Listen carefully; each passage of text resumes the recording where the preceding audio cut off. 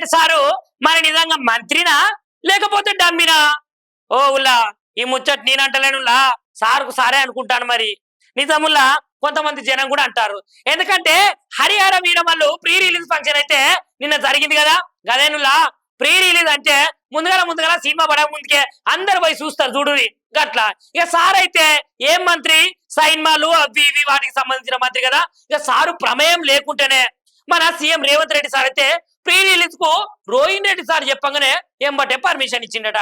అరే నేను సైన్మాలకు సంబంధించిన మంత్రిని కదా, మరి నా ప్రమేయం లేకుండా గట్టెట్లా పర్మిషన్ ఇస్తారు అని సారు కోపం అవుతాడట. ఇక మునుపు అయితే కొన్ని గలాటలు జరిగినాయి కదా. ప్రీ రిలీజ్ కి అయితే తెలంగాణలో మేము అసలుకే పర్మిషన్ ఇయ్యము అని చెప్పినటువంటి కాంగ్రెస్ పార్టీ, అని చెప్పినటువంటి మన తెలంగాణలో ఉన్నటువంటి సీఎం రేవంత్ రెడ్డి సార్ కూడా ఈ మంత్రి అయితే వత్తాసు పలికిను. ఎవరు? కోమటిరెడ్డి సారు. మరి అట్లా వత్తాసు పలికిన కోమటిరెడ్డి సార్కు ఇప్పుడు ఎందుకు మనిషి చూపించిర్రు?